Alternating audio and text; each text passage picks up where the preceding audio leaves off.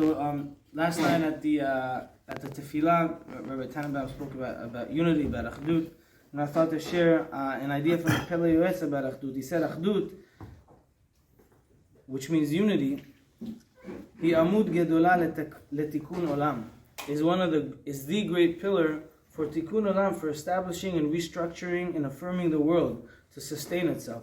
Ulekayem kol davar, and to have anything that we want to have structured become structured. The spirit of Hashem, the willingness of Hashem, the ruach of Hashem becomes affirmed, becomes gladdened when there is achdut.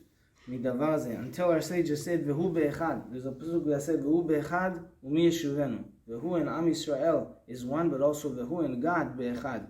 When do you want? If we want to know when or where or how God will bestow His barakah, will bestow His shekhinah, will bestow His protection upon us, Vehu, where is He? Be'echad, when you see one. And we already know the famous midrash about the difference between the generation of the Mabul, of the flood, and the generation of the Palagah, the time where they built the Migdal, the great tower in Bavel. They tried to fight God. In the Tower of Bavel, they built a tower to go ahead and try to fight God. He didn't kill them. He didn't wipe them out. Why? Because they were together. There is another pasuk, Chabur Atzabim Ephraim Henachlo. What does that mean?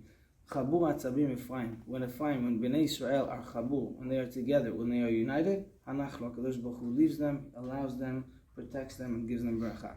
Even if they don't have mitzvot, even if they're not worthy because of any other credit or any other ability, the only idea that they have, the only essence that they have is achdut, is unity.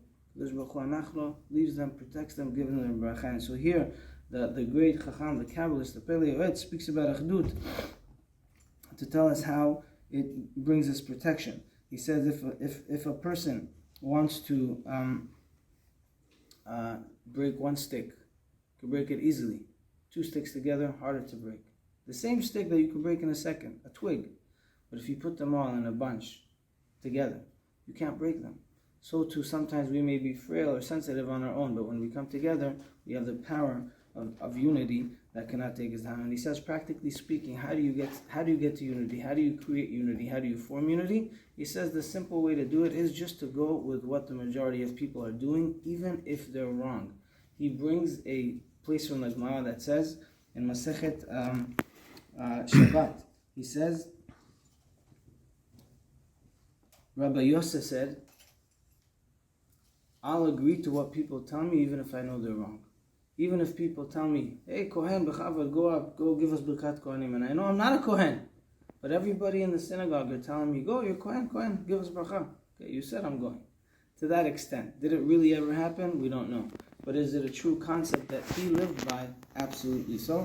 And so he says we have to go with the majority, with the tzibur of people. And there's a Gemara in Masechet Rosh Hashanah that says, Ashrei ador she'agdolim nishma'im lektanim. Great is the generation that even the elders listen to the younger people when they know that it's collective, everybody has a conducive, unified opinion about something, and we go after them. And for that, for us, B'ezrat Hashem, we need to pray to Hashem on all levels, on all accounts. But this perhaps is something that all of Am Yisrael could be better at, refine at, and B'ezrat Hashem, to have achdut. We pray that our soldiers in Israel will be protected. Shnei Zalman ben Daniel, Uri ben Ruti from our community, Avraham ben Yaakov, and all the other soldiers from Seattle, all the soldiers of Am Yisrael, wherever they are, Hashem should protect them, should guide them, should be them with every step of the way. They're holy, they're pure, they're strong, and they will have protection to come back safe and sound to the families. Amen. Amen.